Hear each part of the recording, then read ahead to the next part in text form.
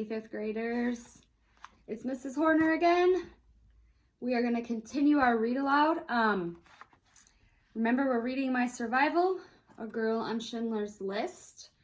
Yesterday we read chapter 6, and today we are going to read chapter 7. So remember in chapter 6, Rena was telling us about how horrible the conditions were at the Plazau camp that she had to go to. And the last sentence of the chapter said, thankfully, during that terrible year in Plazau, I began hearing the name Oskar Schindler. So, chapter 7 is titled Schindler's List. So this is where we're going to maybe find out a little bit more about Oskar Schindler and what he did. All right. Oskar Schindler was a handsome German businessman who joined the Nazi Party in 1939. He was never particularly interested in politics. He liked expensive houses, fast cars, and opportunities to make money. After Germany invaded Poland in September 1939, he moved to Krakow, where the German authorities invited him to live in a big apartment previously owned by a Jewish family. Oskar Schindler knew Krakow well. Before the war, he had worked for his father selling farm equipment, and business appointments frequently brought him to the city. Thanks to his contacts in business and government, Schindler received permission in 1940 to take over a factory located in a suburb of Krakow. He renamed his business the German Enamelware Factory, Amalia for short. Amalia was so close to the Krakow ghetto that Schindler made a deal with the German authorities to have Jews from the ghetto work for him. At first, his reason for wanting Jewish workers was simple. They were cheaper than non-Jewish workers. Nazi policy declared that Jews were less than human, and the German government was happy to send him Jewish workers at a low price. Jewish workers also worked longer and harder than non-Jewish workers, since working meant they were useful and worth keeping alive.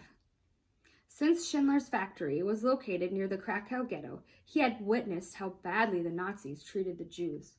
For him, Jewish workers were not just cheap labor, but also human beings, mothers, fathers, and children who were the innocent victims of Nazi cruelty.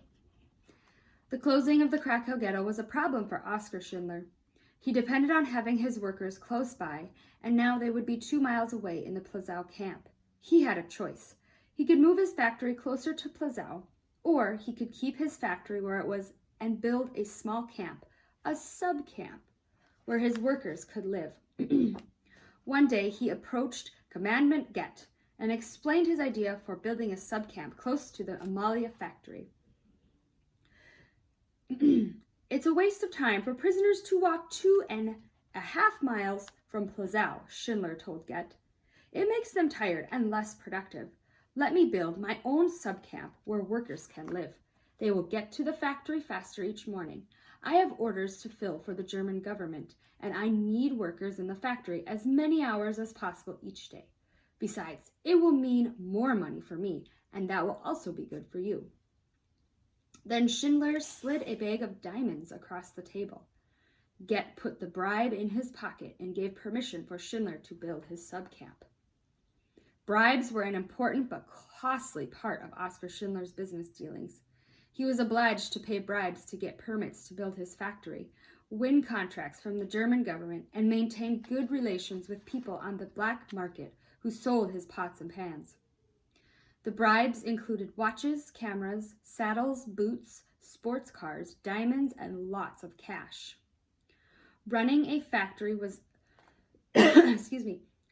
costing him a fortune. This is important to know because eventually Schindler decided to spend any available money on bribes to help keep his Jewish workers alive. That is what has earned him such a cherished place both in the history of the Holocaust and in the hearts of survivors like me. In December 1943, my mother learned that Oskar Schindler needed more prisoners to work in his factory. She sent me to speak with the person who wrote the list of Schindler Jews, meaning those prisoners assigned to work at the Amalia factory, and I begged him to put me and my mother on the list. This person once shared our apartment in the Krakow ghetto and may have felt an obligation towards us. He put our names on the list, and that's how my mother and I became Schindler Jews. Soon after getting on the list, we moved into the Emilia subcamp. The entrance to Schindler's factory was a wide metal gate. Inside the gate were 2 buildings. In one building, workers manufactured metal pots and pans that were then dipped in hot enamel and dried. In the other building, workers made armaments for the German army, mostly shell casings polished by hand. Past these 2 buildings was the subcamp, with watchtowers for the German guards, a kitchen, washrooms, a food storage warehouse, offices, and barracks. The first time I saw Oskar Schindler, he was smoking a cigarette and wearing an expensive suit. There was a diamond swastika on his lapel. The lapel, if you're not sure, is like this part right here of a guy's shirt. It's kind of like the collar here. The swastika was the sign of Nazi Germany, so for Jews it was the symbol of destruction and death. At that time, I didn't know much about him, just that he was a powerful person, but I learned that we had no need to be afraid of him. There aren't enough words to describe Oskar's kindness to his workers. To protect us, he made sure no Nazi guards entered the factory without his permission. He purchased food for us on the black market. This meant we ate better and stayed healthier than less fortunate Jews in concentration camps who were given nothing but rotten soup. While millions of Jews were being murdered elsewhere, the Jews working for Oskar Schindler survived. We had medicine when we were sick, water and soap to stay clean, and decent food to eat. Each evening, Oskar announced that he needed some young prisoners to clean his office. A group of us younger people would go to his office, lie down under the desks, and fall asleep. Oskar didn't really need help cleaning his office. It was a tactic, a way of providing his younger workers with an excuse for refreshing themselves with a good night's sleep. I admired Oskar as he walked through his factory and stopped to talk with his workers, calling them by name. He left half-smoked cigarettes at various stations, pretending he forgot them, when actually he was leaving them for men who had a smoking habit. I remember saying to myself, God has sent an angel to us. We were still prisoners.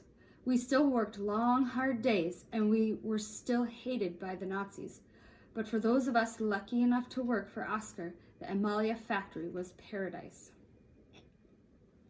The factory operated around the clock, 24 hours a day. We worked in 12-hour shifts. Some of the adults carried and worked with heavy metal supplies and other industrial materials, which was too dangerous for a 13-year-old like me. Instead, I worked on a little machine that made small caliber bullet shells. The grown-ups worked on bigger machines that made larger shells. Operating these bigger machines involved pushing a heavy lever up and down. Everyone had trouble with that lever, which was always breaking.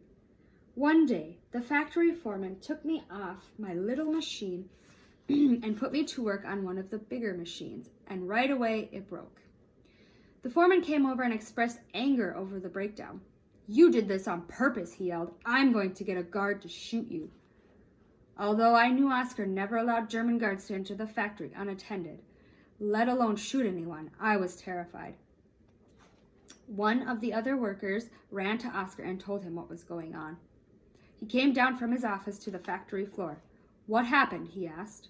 The foreman pointed at me, and I insisted I had broken the machine on purpose. Oskar looked at little me and then at big machine. "Don't ever put a little girl to work on such a big machine," he told the foreman. "Only men are allowed to work on that machine." I was crying from fear. Oskar patted me on the head and said, "Don't worry. Where were you working before?" I showed him the smaller machine. "That is where she should work," he instructed the foreman, "and that's where she should stay."